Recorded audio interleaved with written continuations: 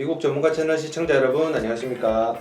네, 오늘은 이제 이번 달에 6월이 거의 끝나고요. 7월 달로 접어들게 됐습니다. 7월 달에는 무엇보다도 7월 4일 날 미국의 독립기념일로서 국가 전체가 이렇게 공휴일로 지정을 해서 즐기는 연휴지 않습니까? 그래서 저희가 이번에는 이 7월 4일 독립기념일을 기념하기 위해서 1776년에 대륙회의로부터 영국으로부터 독립을 하면서 미국이 지금 현재 오늘날에 이르렀는데요. 이 관련해서 왜 지금도 2020년이 지난 지금도 미국이 세계 초일류 광대국이 될 수밖에 없었는지를 저희가 한번 설명드리고자 합니다. 좋아요, 구독. 일단 저희가 이제 설명을 몇 가지로 요약을 해서 설명을 드릴 건데요. 첫 번째로는 이제 지리적인 이점을 한번 설명을 드릴게요. 미국은 일단 이 지리적 이점이 보면은 이 대서양과 우측의 대서양과 좌측의 태평양을 끼고 있고 밑에 멕시코, 위에 캐나다 이렇게 이제 국경을 마주하고 있는데 실질적으로 우리 한반도처럼 많은 국가들의 침략을 받을 만한 지리적 위치 자체를 가지고 있지 않습니다. 그래서 아무래도 이렇게 침략을 받을 조건을 굉장히 적게 갖고 있는 지리적 이점이 가장 큰 메리트가 아닌가 하는데요. 과거 역사에서 이런 것들을 볼 수 있는데 이런 지리적 이점을 활용해서 미국이 정말 기가 막히게 했던 딜 세 가지가 있는데 그거를 하나 소개를 좀 오늘 해드릴게요. 제가 봤을 때 가장 그레이트 딜이라고 생각하는 세 가지가 있습니다. 그 중에 첫 번째가 뭐냐면은 이 미국 영토를 보시면 동부 지역이죠. 제일 우측. 그쪽은 사실 그 과거에 영국 세력이 들어와서 이제 원래 미국 본토에 있던 원주민들을 몰아내고 거의 식민지화했고, 미국의 남부 지역에 해당하는 플로리다 그리고 루지애나주 이쪽에는 또 이제 프랑스하고 스페인이 거의 이제 지배를 하고 있었고요.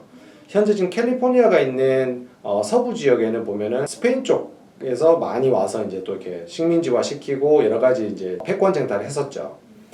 그런데 이제 사실 첫 번째 가장 미국이 잘했던 딜은 프랑스에게 그렇게 큰 돈도 아닌데 돈을 주고 루지애나주를 사게 된 겁니다. 미국 남부 지역인데요. 미국 중남부 지역에는 이 루지애나주를 사게 되면서 미국이 가져간 이점은 뭐냐면 최초로 대서양으로 바로 진출할 수 있고 또는 미시시피 강을 끼고 이제 미국의 대륙에서 바다 쪽으로 바로 나갈 수 있는 항구를 얻었다는 겁니다. 지정학적인 이점도 좋은데다가 이렇게 대륙에서 대서양 쪽으로 해서 바로 무역과 또는 전쟁과 여러 가지 지정학적 이점을 추가적으로 가져가는 아주 획기적인 그 딜을 프랑스와 한 것이 바로 이 루지애나주를 구매를 한 것입니다.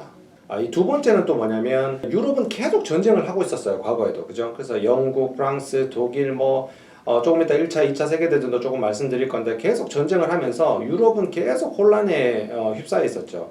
그러다 보니까 무적 함대라고 하는 스페인도 미국 서부 쪽을 이렇게 자기들이 가지고 있다가 실질적으로는 나중에 서부 쪽에 대한 어떤 힘을 잃으면서 이 멕시코가 사실은 캘리포니아부터 아래쪽 우측에 있는 텍사스주까지 멕시코의 영토로서 멕시코가 점령을 하고 있었죠. 그런데 이제 미국 쪽에서도 계속 서부 개척을 하면서 일단 그 처음에 프랑스로부터 얻은 루지애나주를 얻기 위해서는 반드시 텍사스주를 이제 가지고 있어야겠죠. 그래서 그때는 미국의 이민자들로 이루어진 이 미국 국민들을 텍사스주로 엄청 많이 이주를 시켰어요. 그래서 나중에는 멕시코 국민들보다 텍사스주를 실질적으로 움직이고 통제하는 노동자나 여러 가지 측면에서 사회적인 측면에서 텍사스주를 실질적으로 이제 미국이 실질적으로 운영을 해야 된다고 해야 되나요? 그런 정도로 이제 범위를 넓히게 됐고 추후에 이제 이게 멕시코도 정치적으로 부정부패라든지 여러 가지 이제 중앙 통치 자체가 잘 안 되면서 멕시코와 미국이 전쟁을 하게 됩니다. 그 전쟁 안에서 멕시코는 캘리포니아부터 서부, 남부, 서남부 그리고 남부의 텍사스주까지 해서 여러 주들을 모두 미국 영토로 넘기게 되죠. 그 사건을 계기로 오늘날 2020년에 있는 현재 미국의 지도가 되었고요. 두 번째 저희가 지금 가장 잘한 것이라고 이제 표현을 하는 이 멕시코 전쟁을 승리함으로써 여러분들 다 알고 계시듯이 닉네임이 과거에 저희가 영상으로 한번 올려드렸는데 골든 스테이트라는 닉네임을 갖고 있는 금광이 있는 캘리포니아를 얻게 되었고요. 아래쪽으로는 루지애나주 바로 인접한 텍사스. 여러분 다 알고 계시지만 텍사스의 원유 매장량은 상당합니다. 그죠? 그리고 또 세 번째 이제 지리적 이점을 갖고 있으면서 아주 역사적으로 굉장한 어메이징한 딜을 한 게 뭐냐면은 바로 알래스카를 얻은 거죠. 러시아로부터 알래스카를 구매를 했는데 이 또한 그렇게 비싼 돈 주고 산 게 아닙니다. 샀을 때는 미국 국민으로부터 엄청난 비판을 얻었죠. 왜? 별게 아무것도 없었거든요. 지금 현재도 알래스카 주에는 인구가 그렇게 많지 않기 때문에 연방 하원 의원 한 명만 이제 유지를 하고 있고, 그리고 알래스카 주는 미국의 49번째 주가 되죠.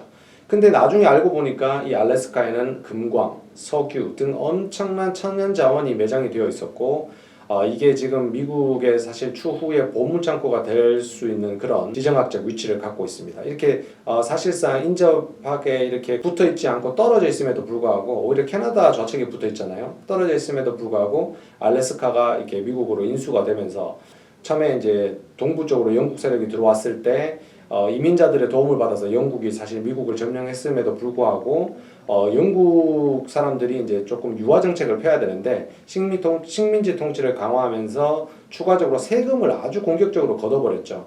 그래서 이민자들로부터 배척을 받으면서 프랑스로부터 서포트를 받아서 이제 독립을 하게 되는, 그 독립을 기념하는 날이 바로 이제 7월 4일 되겠습니다.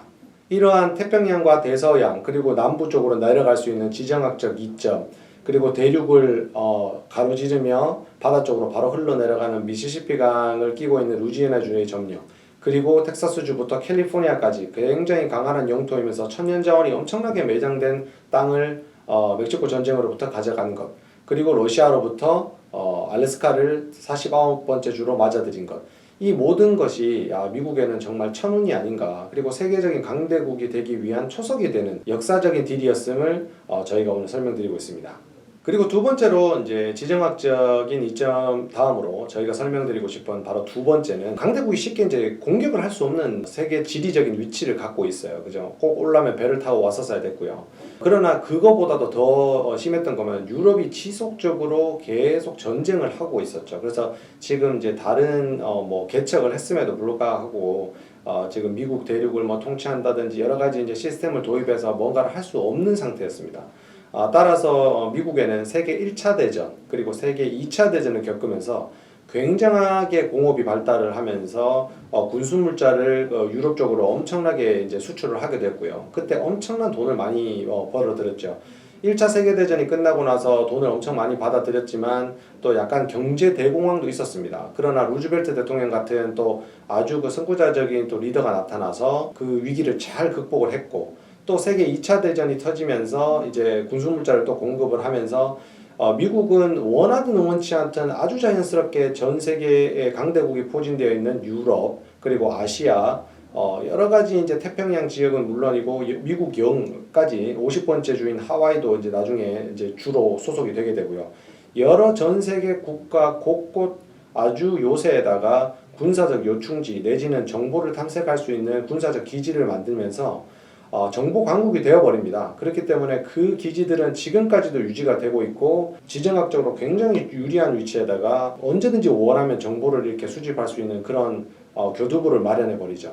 그래서 1차 세계대전에도 2차 세계대전에서도 참전을 했었고 관련 전쟁에서 전혀 거의 피해가 없음에도 불구하고 2차 세계대전에는 물론 이제 일본의 기습으로 인해서 진주만이 습격을 당해서 피해가 있었지만 본토에는 거의 피해가 없었거든요. 관련해서 돈도 엄청 벌어들이면서 아주 군사적 요충지를 오히려 요새화시켜서 전 대륙에다가 진출할 수 있는 그런 교두보를 마련하는 게 바로 미국이 지금까지 강대국이 될 수 있었던 바로 두 번째 이유입니다. 세 번째는 이제 아시다시피 이게 미국을 멜팅팟이라고 해요. 왜냐하면 전 세계에 엄청나게 많은 이민자들이 모여서 만들어진 나라거든요.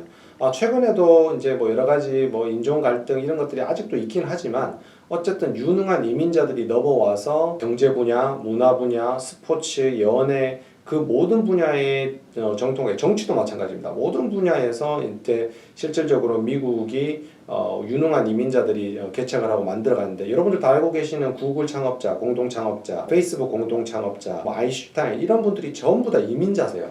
그런 이민자들이 미국의 과학과 경제와 정치적인 발전에 굉장한 공헌을 하면서 유능한 사람들이 모여서 시스템을 만들어 버리니 사실 다른 나라에서 입장에서는 그런 유능한 인재들을 미국에 뺏기는 꼴이 되고요. 그렇다 보니까 미국에서는 점점 더 탄탄한 과거에 역사적으로 전쟁에서 승리한 그 자금과 함부로 범접할 수 없는 그 지정학적인 위치, 그리고 광활한 대륙, 그리고 굉장히 많은 인구도 굉장히 많죠. 그래서 GDP 세계 1위에 지금 현재 국가가 된 세 번째 이유, 전 세계적으로 유능한 이민자들이 모두 모여들어서 이 미국이라는 강대한 국가를 만들었다는 것입니다. 그리고 끝으로 미국이 아직도 세계의 최고강대국일 수밖에 없는 네 번째 이유, 그것은 바로 이제 정치적인 이유입니다. 미국은 실제로 지금 2020년에도 사실 여러 당이 있긴 하지만 민주주의 국가고 공화당과 민주당 이렇게 보수와 진보 이렇게 양당 체제로 지금까지 이루어져 있고, 그래도 연방제 국가로서 대통령 중심제를 채택하면서 대통령도 굉장히 행정명령을 통해서 강력한 대통령의 권한을 가지고 있습니다. 그런데 실질적으로 이게 민주주의 국가의 가장 중요한 원칙 중에 하나가 입법부, 사법부, 행정부 이 세 가지 삼권 분립이 명확하게 되어 있고, 각 역할에 따라서 이렇게 서로 견제와 균형의 원리를 해주는 게 굉장히 민주주의 발전에 중요하지 않겠습니까? 소수의 목소리도 있고 다수의 목소리도 있으니까요. 그리고 생각이 다 다르기 때문에 민주주의 국가에서 생각을 똑같이 통일한다는 건 사실 말이 안 되는 거거든요. 누구나 생각이 다르기 때문에. 이런 상황에서 미국 정치 문화가 아직도 미국이 최고의 강대국인 이유 네 번째로 제가 꽂은 이유는, 어떤 특정 사안에 대해서 국회의원들이, 연방의원들이 예를 들어서 해당 소속된 당과 다른 목소리를 낸다고 해서 어떤 강압적인 정치적인 탄압이나 예를 들어서 비난 이런 것들은 거의 없다고 보셔도 됩니다. 최근에는 아주 어렸을 때 미국에 와서 생활을 한 친구들 중에 어떤 서류 미비자가 되어서 불법 체류자가 된 학생들, 부모님 따라서 어렸을 때 왔으니까 이 친구들은 사실 비자나 이런 것들에 대해서 내용을 잘 몰랐겠죠. 그렇게 미국에 살다가 어떤 이민 신분상의 체류 기간을 넘겨서 불법 체류자가 된 어린 학생들이 있는데, 이 학생들을 오바마 행정부에서 이거를 이제 구제를 해줬죠. 다카라고 하는데요. 그거를 갖다가 이제 이민법을 더 강화하는 보수 정책을 갖고 있는 도널드 트럼프 대통령이 이제 들어오면서 그것을 폐지하려고 했어요. 그죠? 행정명령으로 충분히 가능한 일이기 때문에 대통령 행정명령으로 이민법을 강화해서 이민을 좀 더 엄하게 통제를 하려고 이제 하고 있죠. 그런데 그거를 법원에서, 사법부가 그거를 유예를 시켜버렸습니다. 대통령 행정명령을 무효화시켜버린 거죠.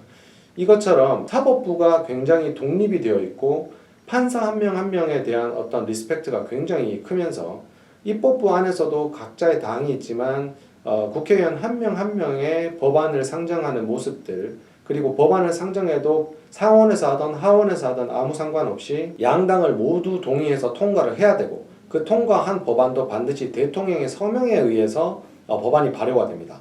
또는 어떤 경우는 대통령이 끝끝내 발효하는 것에 대해서 서명을 하지 않더라도 국회의원 제적수의 3분의 2가 동의를 하게 되면 대통령 서명 없이도 발의되는 경우도 있어요. 이렇게 입법, 사법, 행정이 어느 한쪽으로 치우치지 않고 상권 분립이 명확하게 되어 있는 이 모습, 2020년뿐만 아니라 과거부터 계속 이렇게 대통령이라는 지도자를 통해서 대통령이 유능하든 유능하지 않든, 또는 어떤 입법부가 유능하든 유능하지 않든, 어떤 사법부가 또 어떤 결정을 내리든 여러 삼권 분립된 거에 대해서 굉장히 정치적으로 민주화되어 있고 발전되어 있다는 것이, 아마 이렇게 많은 이민자들이 모여서 다양한 목소리, 아마 전 세계에서 미국만큼 다양한 목소리가 많은 나라도 잘 없을 것입니다. 다른 주로 가면은 솔직히 다른 나라를 가는 느낌, 이런 느낌도 들 정도니까요. 그럼에도 불구하고 결론을 내리고 미국이 계속 발전을 해왔다는 그 자체가 저희가 꼽는 바로 미국이 아직도 세계에서 초강대국이 되어 있는 가장 큰 이유 중에 하나, 오늘 네 번째 이유로 저희가 선정을 했습니다.